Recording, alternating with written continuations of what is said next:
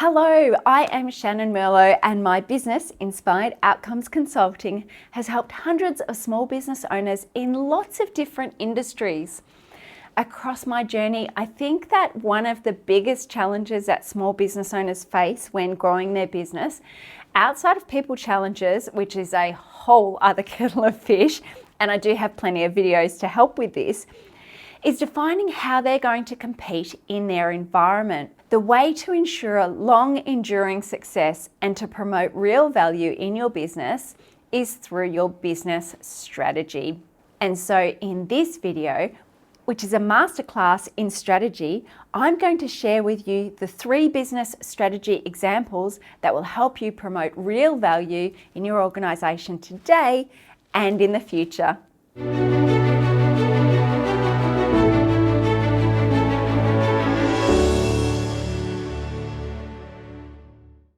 Let's start by asking, what is business strategy? A business strategy determines how your business is going to compete in order to promote real value and reach its long-term goal or goals. Your strategy is the guiding light for your business, and when you know what your strategy is, every decision that you make will have a greater chance of getting you one step closer to your overarching goal than you would without the strategy. One of the founders of business strategy thinking is Michael Porter, and he talks about 3 generic business strategies. These are cost leadership, differentiation, and focus. And we're going to talk a little bit more about each of these later in this video. But I thought I would start by sharing an example about these strategies in real life. Let's look at airlines and flight transportation. At one end of the market, we have really low-cost providers who compete based on providing the lowest possible fees with no frills. They make absolutely no apologies for forcing your carry-on bag into one of those luggage sizes, or by the fact that if you want your friends to sit together, you better be there really early. In the midpoint, we have the more premium services differentiating themselves through exclusive airport lounges, priority check-ins, and other perks.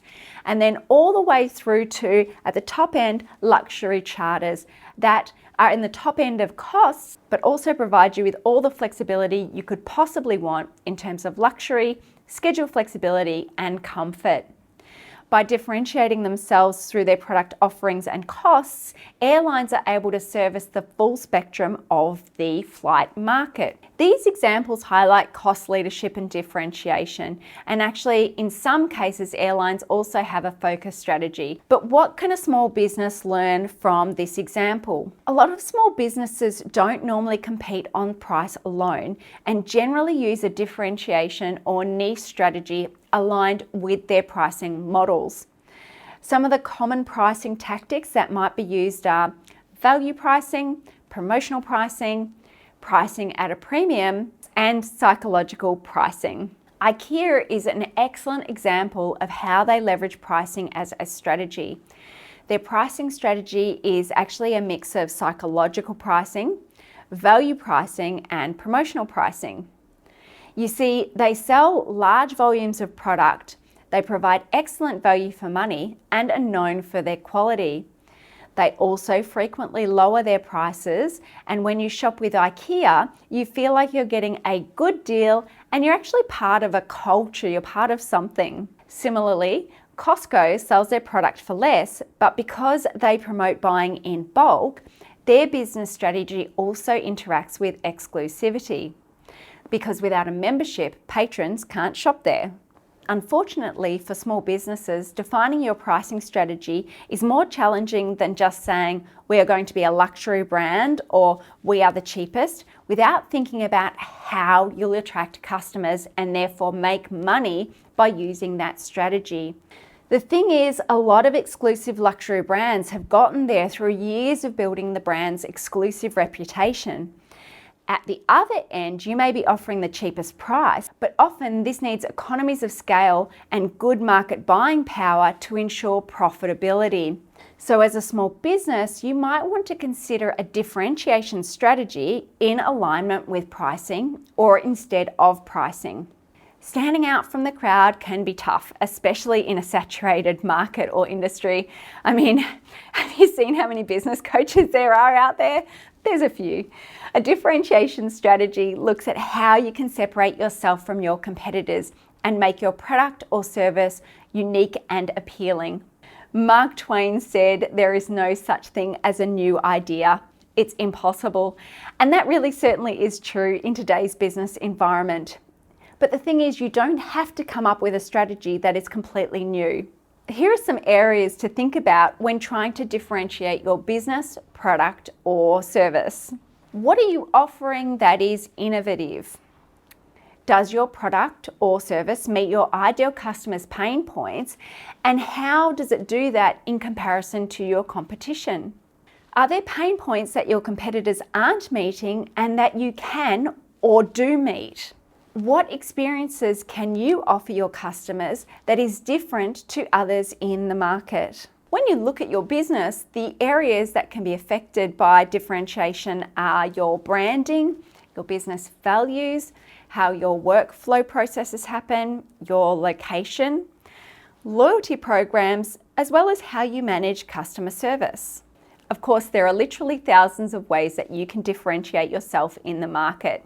Just don't do the same thing as everyone else. An example of a business that was able to differentiate itself in a very saturated cosmetic market is Lush.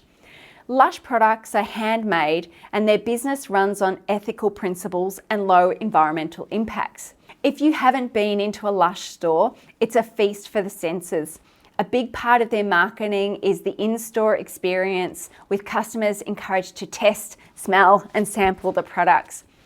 Lush hasn't completely reinvented the wheel. You can find a body wash or a body scrub in the supermarket easily, but what they have reinvented is the experience that you cannot possibly get at the supermarket. We've reached the final strategy, and this is the focus strategy. Focus strategy is when your product or service is marketed and sold to a specific niche market, which could be a type of consumer, a product line, or a geographical area. If you haven't come across my podcast with the wonderful Julie Parker from Julie Parker Practice Success, I obviously strongly recommend you have a listen. Julie is also a business consultant, but she niches only within dental practices. The benefit for Julie and for any other company that has a niche strategy are you get known for that specific product or service catering to your niche market's problems, and so your niche market talk and recommend you. Your marketing is easier because you can more easily define your target market. For example, Julie generally works in Melbourne and with dental practices. Julie can continue to provide innovative products specifically tailored to dental practices, promoting real value and ongoing value to her niche. Most small businesses are best to consider a niche strategy combining pricing and differentiation because, well, frankly, it makes it easier to market the business. I always like to tell a story about a personal trainer that did a 30-second pitch, and I quite literally bought from her on the spot because of the niche example that she used. At the time, I needed rehabilitation for some back pain that I'd been experiencing. In her pitch, she said, "I'm a personal trainer and I help women through rehabilitation get rid of back pain." Now, if she had have said that she was a personal trainer that helped women, I wouldn't have even given her a second thought. If you're like most small business owners, selling all things to all people, have a think how you might be able to develop a strategy to adapt to a more specific audience to improve your marketing. So now that we've discussed Michael Porter's business strategy, what are you going to do to help your business? Just remember that when you're looking at your business strategy, to focus on where your business can stand out. It's all about how you attract customers because you're providing something different from your competitors.